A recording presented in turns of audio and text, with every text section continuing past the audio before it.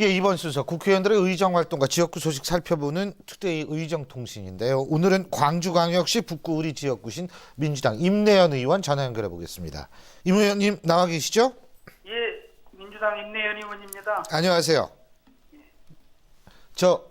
제 소리 잘 들리시죠? 예, 잘 들립니다. 예.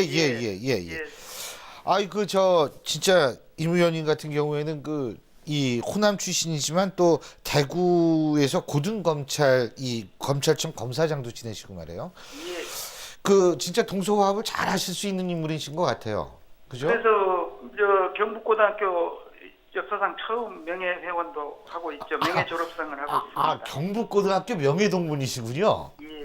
그거 좋은 일이네요. 예? 근데 또 워낙 공부도 뭐 뛰어나게 잘하시고 거의 천재 수준 아니세요, 사실. 예? 진짜로 아주 대단하신 분인데, 근데요, 이 광주 북구 우리 광주시에서 어디 얘기하는 겁니까? 그러니까 북동쪽에서 장성 담양 쪽하고 연접이 돼 있는 부분입니다. 예, 북동쪽에서 장성 담양과 연결이 되어 있는 부분. 예. 그럼 이 지역에 좀 소개를 해주신다면 어떤 걸 꼽아주실 수 있어요? 그렇습니다. 저희 지역에서는 우선 첨단 연구시설을 갖춘 산업공단이 있고요. 예. 교육과 교통의 요충지이면서 문화벨트와 유적지 그리고 아름다운 자연을 갖고 있습니다. 그래서 첨단 연구시설로는 교수 1인당 논문 피인용수가 전 세계에서 6위인 광주과학기술원이 있습니다. 예. 또 LED 융합의 선도자 한국과학기술원 테크노파크 등이 있고 광주의 핵심 전략 산업이자 성장 동력인 광산업은 메카로 첨단 단지가 있죠. 예. 그리고 대표적인 교육기관으로는 호남 제1의 국립대학 전남대학이 있습니다. 문화벨트에는 비엔날레 전시관, 예. 시립문화예술관, 국립광주박물관 등이 있고요. 예. 문화재로는 오치동의 삼각산 노시시 삼릉당이 있습니다. 노시 시조 묘소 옆에 두 개의 비석이 있는데 하나는 노무현 전 대통령의 휘호가, 다른 하나에는 노태우 전 대통령의 휘호가 새겨져 있습니다. 두 대통령 모두 영남 출신인데 그 시조는 호남에 있습니다. 그래서 이 유적지는 지역 감정이 정치의 허상이라는 걸 보여주는 상징적인 곳이 됩니다. 그 외에 우남산 등 많은 산이 있고 일곡동에는 한세봉 개구리논이라는 생태 도시 환경이 대표적인 예가 돼 있고 영산강 상류가 흘러 풍광이 아름다운 곳입니다. 예. 진짜 많이 배웠습니다. 노무현 전 대통령, 노태우 전 대통령 두 분의 이 비가 서 있는 곳이다. 그거 참 아주 뜻깊은 자리인데 말이에요. 근데요, 이게 제가 이렇게 쭉 의원분들하고 얘기를 해보면은 지역에 있어서, 지역 발전에 있어서 가장 필요한 거, 이게 SOC인 것 같더라고요. 예, 그렇습니다. 도로 같은 거 이런 건데, 동광주 광산 IC 구간 호남고속도로 확장 사업이요. 이게 이제 성공을 하셨죠? 이 예산 따내시는데. 예, 기본 설계비 예산을 땄으니까 그죠? 아주 큰 성과라고 할 수 있겠습니다. 예. 그러면 돈을 땄으니까 이제 사업이 어떻게 진행됩니까 앞으로? 우선 광주시하고 마지막 마지막 협의를 거칠 것이 좀 남아 있습니다. 그래서 한 80%쯤 완성하고 그런데 그 협의만 이루어지게 되면 39억이라는 걸 확보한 거죠. 즉 13년 예산에 30억. 그다음에 추가로 이번에 9억을 더해서 39억이 나옵니다. 그런데 지금 이 구간에는 11km 구간인데 그동안 교통 체증이 심각했습니다. 4차로이지만 이미 구간 통행량이 6차로 확장 기준을 대폭 초과했습니다. 확장 기준은 하루에 5만 2천 대인데 지금은 현재 9만 5,355대로 기준을 훨씬 넘어섰습니다. 거의 두 배네요, 두 배. 예. 그렇게 해서 이것이 이제 아까 미세하게 지금 광주시하고 기재부 간의 협의만 좀 거치면 이것이 이 설계비가 집행이 되면 연차적으로 해서 지금은 2019년 정도면 완공이 되지 않겠나 그런 기대를 하고 있고 저도 최선을 다하겠습니다. 근데 이게 막힌 길을 단순하게 뚫는다라는 의미 말고도 지역 경제나 이런 쪽에 좀 긍정적인 효과가 있지 않겠습니까?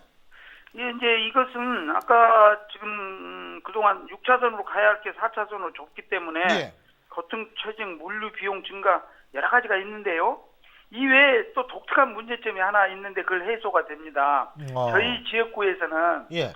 이 용봉 IC라고 그 광주 비엔날레에 들어가는 출입구에 말이죠. 예. 묘하게 옛날 그 비엔날레 들어가면서 서울에서 내려온 하행선, 순천에서 내려온 하행선만 있고 상행선을 만들지 않았어요. 예. 그런데 이걸 상행선을 안 만들었기 때문에 그 인근 한 15만 명이 굉장히 멀리 돌아가는 불편이 있었습니다. 예. 근데 이걸 해소하기 위해서는 그냥 고속도로에 바로 연결시킬 수는 없고 예. 차선을 넓혀야 하기 때문에 이번에 그 차선 그 호남고속도로가 확장됨으로써 용봉 IC를 거기에 연결할 수 있기 때문에 큰 지역에서는 우리 지역에서는 그게 굉장히 큰 의미를 갖게 됩니다. 그러니까 광주 비엔날레가 좀 더 많은 사람들, 좀 더 주목을 받을 수 있는 계기도 되겠네요. 예, 그건 그죠? 이제 그 사업이고 실제 그 근방에 사는 15만 명이 예. 어디 서울을 가거나 순천을 갈 때 올라가는 게 멀어가지고 몇 킬로를 돌아가야 하는 것이 있어서 아하. 15만 명들한테는 굉장히 중요한 관심을 끄는 사업입니다. 그렇군요. 예. 지금 그 말씀하시니까 그 용두하고 담양 간 그 도로 확장 공사요. 이제 그 다음으로 중요한 것이었습니다. 그죠? 여기에 근데 국비 사업이 여기 빠졌죠, 요번에. 그죠? 예, 그래서 사실 이제 광주 담양 간의 병목 현상을 하고 대도시권 그 교통 문제를 해소하기 위해서 했는데 이게 광주시하고 기재부가 서로 견해가 좀 달랐습니다. 기재부는 이제 광주시청의 입장에서는 과거에 광역도로로 인정된 일부 구간이기 때문에 그걸로 신청을 했는데 기재부에서는 그 요건이 안 맞다고 견해를 달리해서 해가지고 이번에는 그렇다면 광주시에서 서로 그걸 몇 년간 다툴 일이 아니라 혼잡도로로 지정을 해가지고 3차 혼잡도로 개선 사업에 포함해서 그러다 보니까 1년이 늦었죠. 그러나 저는 우리 지역에서는 이게 또 굉장히 중요하기 때문에 1년은 늦었지만 연차적으로 강력히 그 뒷받침을 해서 이번에 이것도 꼭 시행이 되도록 노력을 하고자 합니다. 예. 이것도 역시 이 혼잡뿐만이 아니고 지역에 굉장히 중요한 의미를 갖는 모양이죠. 경제적으로나 그렇습니다. 뭐 이런 거. 광주하고 전남 도를 잇습니다. 그렇죠. 이거 있잖아요. 그 다음 주 설인데 어떻게 내려가시죠?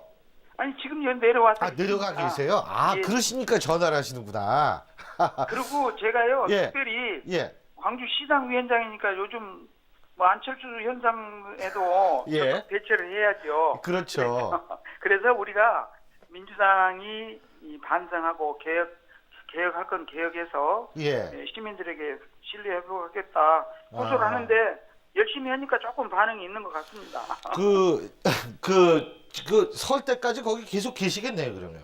설 지나고도 하고. 글쎄요. 국회에 특별한 게 없으면 지역에 많이 있기로 했습니다. 그래서 여기서 우선 광주 지역 의원들이 전부 일치 단합을 해서 한편으로는 가장 투명하고도 공정한 그러한 공천 등을 함과 동시에 시민들과 소통을 강화하기로 했습니다. 그래서 이제 저희 시당에 시민 고충 상담센터를 해가지고 국회의원들이 돌아가면서 지금 1월 달에는 매일 돌아가면서 일센터장을 합니다.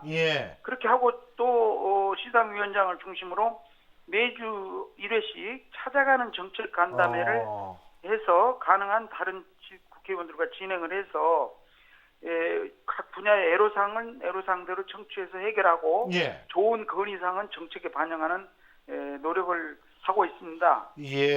또 한편으로는 국토교통위에 소속되기 때문에 철도 민영화가 우려되는 문제에 대해서 열심히 노력을 해보고자 합니다. 임 의원님은 법조인 출신이시니까 특히 그런 상담하시면은 진짜 뭐 도움이 많이 되겠네요.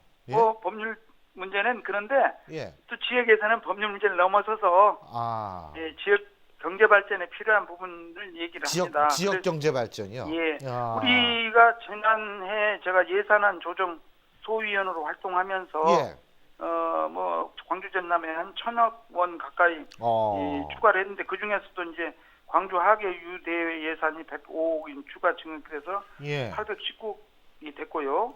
또 국립 아시아 문화 전당 관련해서 컨텐츠 프로그램 그런 12억 증액에서 648억 원, 총 1,742억 원 예산이 확보됐는데 이제 기본은 됐지만 계속 사업을 위해서 예산 확보에도 많은 노력을 해야 할 것으로 생각이 듭니다. 그렇군요. 뭐 워낙 또 이 법조계도 계시고 검사장까지 올라가시고 그리고 뭐 예전 얘기지만 예비고사 수석하셨었죠? 예비고사 문과 수석을 했습니다. 글쎄요, 문과 수석이죠. 어쨌든 그렇게 또 뛰어난 능력을 갖고 계시니까 제가 볼 때에는 노력하시는 것만큼 성과가 반드시 있을 거라는 생각이 듭니다. 예, 감사합니다. 예, 오늘 말씀 잘 들었습니다. 고맙습니다. 예, 고맙습니다. 예. 예, 지금까지 광주광역시 북구 의리 지역구신 민주당 임내현 의원이었습니다. 이 국민을 살핀다는 거, 그리고 이 나란 일을 한다는 거요. 이게 이 과정에서요. 이런 일 하시는 분들의 가장 중요한 자질 중에 하나, 이게 신중한 태도와 말입니다. 특히 한 나라의 경제 정책을 책임진 경제부총리라면 발언이 더욱 조심스러울 수밖에 없겠죠. 정부와 금융당국의 잘못을 애꿎은 국민 탓으로 돌리다가 국민들은 물론 여야 정치권까지 한 목소리로 비판이 커지니까 현호석 부총리는 결국 사과 성명까지 냈습니다. 어제 하고 오늘 또 했습니다. 그러면서 말의 무거움을 많이 느꼈다라고 했습니다. 정책을 만들고 집행하기에 앞서서 무엇보다 국민의 마음을 잘 헤아리는 게 가장 중요한 공직자의 자질이라는 사실. 사실 이번 일을 통해서 우리 현호석 부총리 좀 절실히 깨달았으면 좋겠다는 생각이 듭니다. 자, 오늘 순서는 여기서 줄이겠습니다. 전 다음 주 월요일 이 시간 여러분 다시 찾아뵙죠. 좋은 주말 되십시오. 고맙습니다.